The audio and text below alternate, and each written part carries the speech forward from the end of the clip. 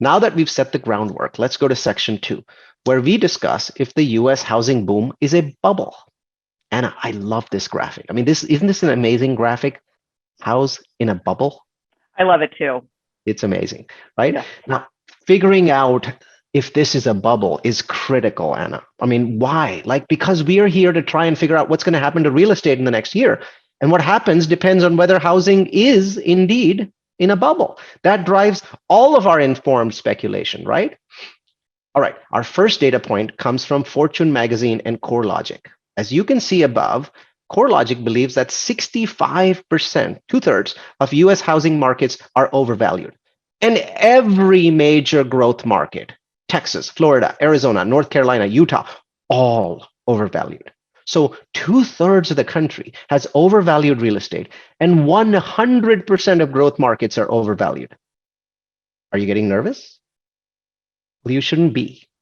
Here is CoreLogic's estimate of price drops. Remember, in the last slide, they were simply talking about the US being overvalued, not about potential price drops. Here you see not much red. Blue is good. Blue is really good, right? CoreLogic estimates that 80% of the US has low or very low chance of price drops. And this is brand new data from May, right?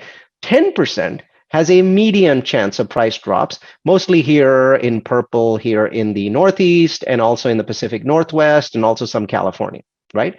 All the growth markets, Texas, Florida, Utah, North Carolina, all blue with with two exceptions. So Phoenix here and Vegas. Phoenix and Vegas are the only growth markets that are basically at a high risk, right? And then you've got the ultra high risk markets, elevated risk, and basically that's Bend, Oregon, Tacoma, Washington, those sorts of markets, and some up here in the Northwest. Bottom line, I have read a lot of research papers for you. These people all remember 2008, so they're much more cautious. At least I think they are. But there's a very strong consensus that the housing market is not in a bubble. But why is it a bubble? Why is it not a bubble if it's overvalued? Why? Well, all of these studies cite the lack of supply of both single family and apartments. So lack of zoned land, supply chain constraints, rising cost of construction, and a very NIMBY attitude towards apartments. These are the four main reasons for this lack of supply on the left. Contrast that with 2007 when there was plenty of supply. Now match up this lack of supply with very strong demand from boomer investors and from millennial homeowners, very, very strong job markets, and it's hard for the bubble to burst if it exists. Also, as we've mentioned before, the massive stimulus from COVID means that both investors and the common man have massive amounts of accumulated savings. So if there's a dip in prices, investors jump in quickly. Incomes are also rising very fast because of inflation. Lastly, the remote work phenomenon means that Americans are spending more on their homes. They want offices, they want more rooms. That's driving up demand, even as rates moderate. So these are big, big, big reasons that lead us to the conclusion that the US single family market is overvalued, but it's not a bubble. And I looked at more studies and analysis from various sources, including Forbes and the Wharton Business School, and I couldn't find one analyst that felt that housing was a bubble that could burst. Even bearish analysts like Ivy Zellman, she took pains to clarify that housing is overvalued. It's not a bubble, right? On screen are some of the other consistently cited reasons. First, the baby boomers. I mean, these people are rich. They're leveraging their equity into real estate at massive rates. They're buying SFR rentals and multifamily and single tenant net lease retail properties, and they're using 1031 exchanges to prevent taxes. And then you've got the millennials. They've finally reached their peak home buying years. So from 2019 to 2024, they're going to be buying homes, and that's putting upward pressure on prices. I do expect that by 2025, there's going to be some challenges. All right, to repeat, there are big, big reasons that lead us to the conclusion that the US single-family market is overvalued, but is not in a bubble. What if everybody's wrong and there is a bubble? Wouldn't interest rate hikes be the one thing that pop that bubble because sales are going to tank? Well, the answer is they probably won't because of ARMs. ARMs. Adjustable rate mortgages are back. In January, only 3% of all single-family loans had an ARM or an adjustable rate. By May, it had tripled to 9%. And currently, the average rates for a 5-year ARM are a full point lower, so only 4.5%. And that allows buyers to continue buying and keep the down payment down. So I wouldn't be surprised to see ARMs become 20 or even 25% of all mortgages in the next 3 months. And I know ARMs are bad. We didn't learn from 2008, yada, yada, et cetera, et cetera. But if these ARMs are going to blow up, they're going to blow up 5 years from today. The rates don't adjust for the next 5 years. So I'm not holding my breath. Neither should you. So the US market is probably not a bubble that's going to pop. So what is actually going to happen? Well, instead of sharing information from half a dozen analysts, I'm just throwing up the least bullish guy. Note, everyone else thinks that the single family market will slow down, but keep growing. Prices will keep going up. This dude, he's the only guy that says, nah, not going up. So the most bearish guy says the housing market has peaked. Everything points to a rolling over of the housing market. And honestly, this comment in blue, it looks like gloom and doom, right? But then you jump into his detailed analysis. And what he's really saying is home prices will be flat. You look at these two green bullets. Some markets drop by 5 to 10%. And if there's a recession, then those markets drop by 10 to 20%. Still, he's talking about some markets, not the US. And this is the most bearish analyst that my team could find. So I really hope that they're not all drinking the Kool-Aid again.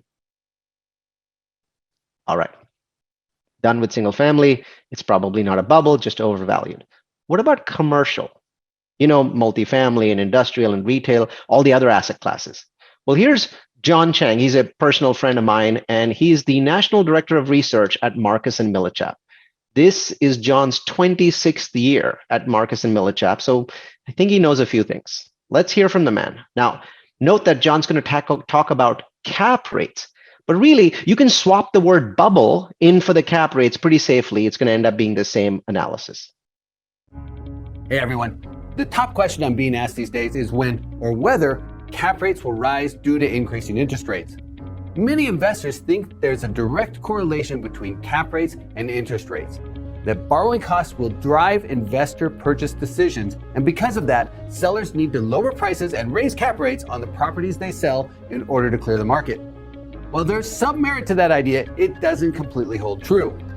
Looking at commercial real estate in general, the spread between the average cap rate and the 10-year treasury has ranged from as high as 582 basis points in 2011 to as low as 214 basis points in 2006.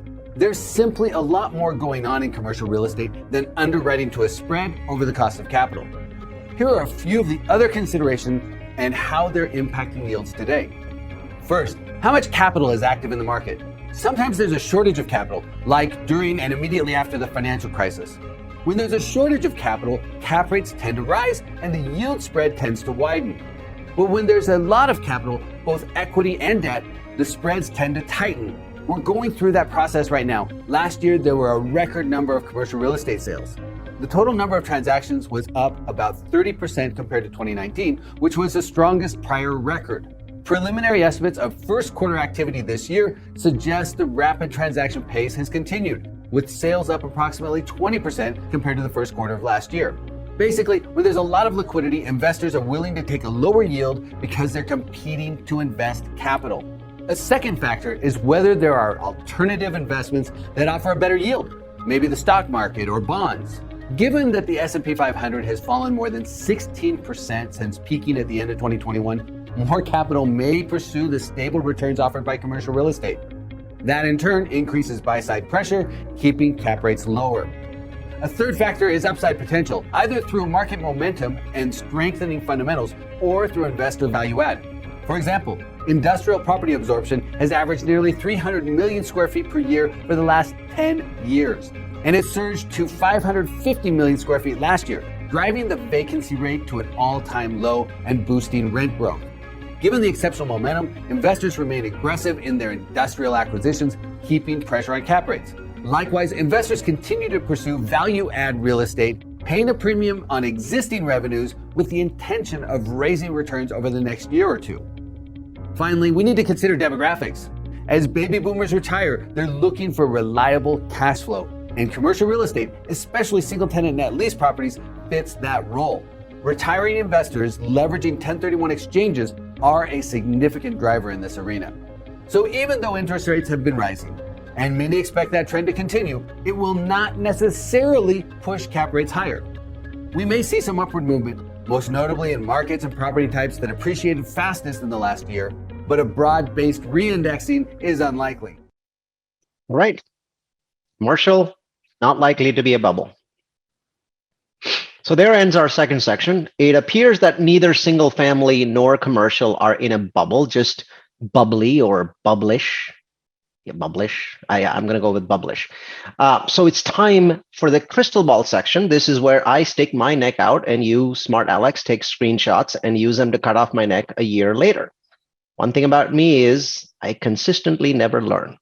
So here we go again. We will make 7 predictions. 1 year from today, where will single family prices be and multifamily prices and inflation and interest rates and cap rates? And we will wrap up this crystal ball section and this webinar with our prediction on the likelihood of a US recession. But before I fire up the crystal ball, I want to take 2 minutes out from this content to share 2 of our current projects that are very attractive to active and passive investors. The first is a unique project. It's in the Austin market, one of the hottest. We're building a tech-enabled microhome community. It's located in San Marcos, near Austin.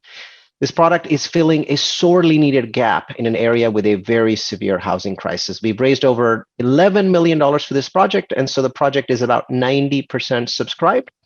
The model has 3 major elements. So it's got a stunning, very efficient, environmentally sensitive design, an incredible tech stack of 14 different technologies, and then a curated lifestyle with engagement opportunities that all the tenants crave. The Casada units are modularly designed and constructed off-site, which is something that's very popular in Europe, rapidly becoming adopted in the US. So faster construction, less waste, higher quality structures, and reduces the timeline and the long-term operational costs. And as most of you know, when it comes to multifamily investing, Austin is the place to be, right? So in the last 10 years, the population of Austin grew by 32%. Remember, the US grows by roughly a fifth of that. But it didn't even keep pace with job growth of 44%. So it's becoming the #1 tech center in the US, beating San Jose, California. It's got the hottest big city labor market. It's contributing to these skyrocketing real estate prices. Rents increased a whopping 35% last year. And it's very expensive to rent in Austin. So residents are looking for more affordable cities such as San Marcos. You know, San Marcos rents are growing just as fast as Austin, but they are about 35% cheaper. And in terms of projected returns, you know, I'll just throw them up on the screen. I think they're very, very strong. Most people will be lucky to get into a project such as this. So more than double a projected return over 5 years. And if you're interested, go to grocapitus.com/Andrew, and he will walk you through a presentation on Casada Microhomes. Our second project is Equinox Townhomes in New Braunfels, Texas, on the Austin-San Antonio corridor. Phase 1 of this project was sold out, but we've had a couple of investors who backed out because of the stock market losses. So we do have a couple of units available again. This is 110 townhomes spread over 10 acres right in the middle of the city. There's a retail center directly across the street, and the city is building a very good-looking modern park with amenities right next to us. Vaulted ceiling, large windows, wide rooms. We think this is a dream product for renters and investor buyers. We're projecting 27.9% annualized return. This is 100% ownership of a turnkey product. So it's a BTR, or built to rent product, and it's in a market which is the 3rd fastest growing population in the entire country out of 1,000+ cities. This is an amazing city. Amazing population growth, 10x faster than the US, even faster than Austin. Its job growth is also 9.8 times faster. So lots of people are worried about interest rates. So we created the US's first low-cost interest rate protection program. This caps your interest rate so you can invest now without worrying about a future rate increase. So it's only available through us. And you can learn more about this project and our new interest rate protection program by booking a group call with Peggy. The link is on the screen. Anna will also pasted in chat for you guys. So check out both of these projects. They're pretty awesome and they'll be gone pretty fast. All right, let's fire up that crystal ball. Let's give you our informed projections on all of these topics. How many times will the Fed hike? What will interest rates be like, or mortgage rates be like 12 months from now? Will inflation be raging 12 months from now?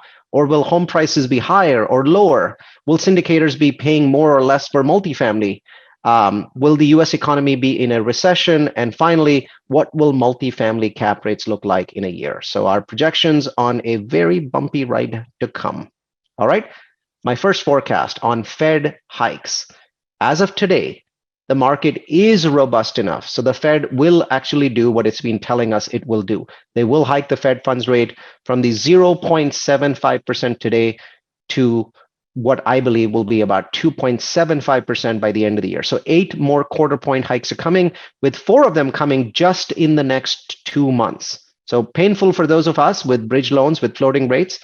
And I know that there are many of you who think that the economy will weaken so quickly that the Fed will not get to 8 more quarter point hikes. But to those people, I'm going to say this. The only thing worse than drinking Kool-Aid that everything will always go up is smoking hopium that everything will go down. They are going to go through these hikes, and that is my prediction. The Fed is terrified of hyperinflation, and the Democrats are even more terrified of it because of midterm elections. It's going to happen. Let's start with my interest rate forecast. On the left is or in the middle is the single family interest rate or mortgage rate that I'm predicting. This, I think, is going to surprise you because the video at the beginning of the presentation said that single family mortgage rates were at 5.5 already. So 6.25 or lower, that's really gutsy, right? With so many Fed hikes to come? No, not gutsy. Most forecasters would agree with me, right? If you look at the blue bars in the chart, forget the green ones, the blue bars are 30-year fixed. And you take out this first guy, Adamo, and this last guy, Helios, right? These are the outliers. So if you look at it, the consensus is actually around 6%. So my number is actually on the bearish side. Remember, the market's already priced in 7 or 8 of these quarter point hikes. So 6.25 would probably mean 10 or 11 hikes in total. So I think this one's fairly safe. Also, a year from today, the Fed should be dropping rates, and the mortgage market tends to be an early mover. Next up, multifamily interest rates. A lot more complicated. All right, so with multifamily, I predict that 10-year fixed rates will stabilize at around 6% a year from now. But bridge rates, really hard to tell. All I can see is that bridge lenders are kind of like stock market traders. A single piece of bad news makes them bearish. A single piece of good news makes them bullish. So get ready for some volatility in bridge rates for the next 6 months. Not a year, but 6 months. We've already had 3 crazy months. And newsflash, it doesn't settle until next year. And a year from now, I can't even guess where bridge rates will be. So I'm just not going to make that prediction. All right, done with rates, on to home prices. My single family prediction is that prices will not drop nationwide. They will go up by 4% in the next 12 months. This is nationwide. But this rise will not be across the board. I do expect that ultra red hot markets such as Tacoma, Boise are going to see price drops 5 to 15%. In fact, I agree with every city on this slide. Redfin and CoreLogic came up with a list of markets that are very likely to see price declines. Luckily, no major cities in the list. Californians might want to note that Sacramento is in the list. Washington State has 3 cities in the list. And the rest are pretty small cities, right? So not huge. So 4% up nationwide, 5 to 15% drops potentially for the cities on this page, plus Boise, which isn't on this page. That's my single family forecast for 12 months from today. Okay, let's move over to multifamily and predict cap rates a year from now. Now, I know there are people in the audience who don't understand cap rates, and even people who do understand cap rates find it difficult to calculate the impact on prices. So I'm going to give you a simple example. Let's say there was a property that was selling in January in that ultra hot Jan market at 4 cap for 30 million bucks. Well, if that very same property was selling now and closing in October at, let's say, 4.5 cap, right? well, its price would drop a lot from 30 million to 26.3 million, right? So half a cap is a pretty big deal. And it can make the difference between investors making 30% a year here to making 15% a year here. And I'm going to predict that cap rates in the US will rise. I disagree with my friend John Chang, the Marcus and Millichap guy. I disagree with the National Association of Realtors and JLL. All of these people are expecting multifamily rates to stay the same, stay where they are today, plateau.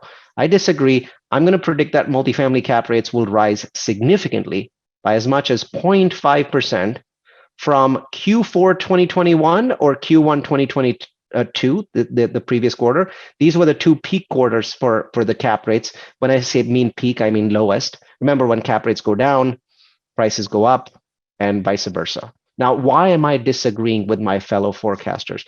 Well, because while the past is a great predictor, and the past is definitely in favor of all these big guys forecasting a plateau, we've never seen cap rates this low.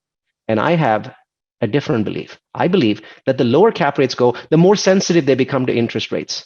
So all-time low rates equal an all-time high sensitivity. Hence, this prediction on the screen of 0.5 cap up. Now, here's the good news, right? Note this comment that's popping up on the right. I believe that multifamily cap rates will only decompress for 3 or at most 4 quarters, and then are likely to start compressing again because there's this massive hunger for multifamily in the market. So I'm content to hold on to my portfolio for the next 5 quarters. Just sit on it. Okay, now let's look at projection of multifamily prices 12 months from now. But wait a minute, Neal. Didn't you just show us an example with prices going down from 30 million to 26 million and change? So didn't you already answer the question that's at the top of this page? No, I didn't, guys. In the last slide, that was just an example of how higher cap rates affect price. There are actually 2 things that affect multifamily prices. One is cap rates. The other one is net operating income, or NOI. So now let's tweak that example again.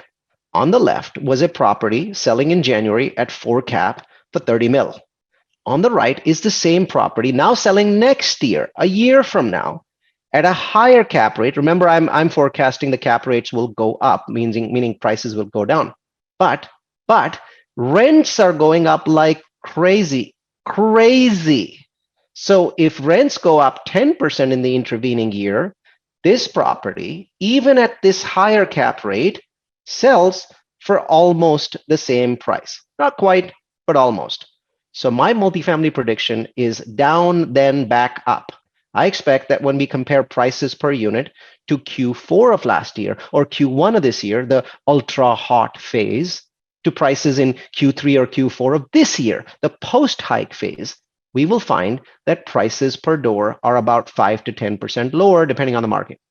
But as rents continue to rise, we should see the situation start to reverse. And 12 months from today, I wouldn't be surprised to see multifamily prices go back to where they are. So down a bit, up a bit, but overall flat if you look out 12 months. Okay, 2 final predictions left: inflation and US recession. I project that the Fed will beat inflation. Look, they've done this 9 times since 1961, and with one exception, 1982, they've beaten inflation every time. And while inflation was indeed at 8.3% in April, that was the 12-month reading. I actually went to the St. Louis Fed site. I found the month-over-month inflation. It's definitely moderating. Supply chain issues are easing. Lumber prices have crashed to less than half of what they were in January. So I predict that inflation is going to be around 3% a year, 3% 1 year from today. So not quite back to the 2% level that the Fed likes, but well in control, enough for them to stop this gut punching that they're doing. We end the webinar by projecting a US recession within the next 12 months. And here again, I differ from analysts. The current consensus is for a 40% chance of a recession within the next 12 months. I think that this is a recency bias, and that 40% number is going to keep going up as the Fed keeps throwing these rate punches and these liquidity uppercuts.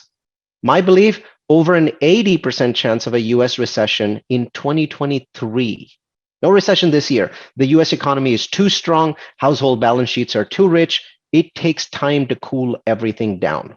And note that I'm not predicting a 2008 type recession. In the chart above, you see 8 gray bars. Now, 2 of these are thicker bars. This one here, and then that one there, right? This is basically 1981, 82. This is 2008. I believe that the recession is going to be a vanilla recession, like this one here. This is a vanilla recession, 6 months long. It's going to be accompanied by the Fed then cutting rates. Note what happens when they raise rates, recession happens, they cut rates. So what will happen again in 2023 is that the Fed will cut rates, they'll increase liquidity. That will start the cycle again. So if you can hold on beyond that 2023 recession, you should be able to refinance at lower rates and also see very strong, fresh demand for real estate assets.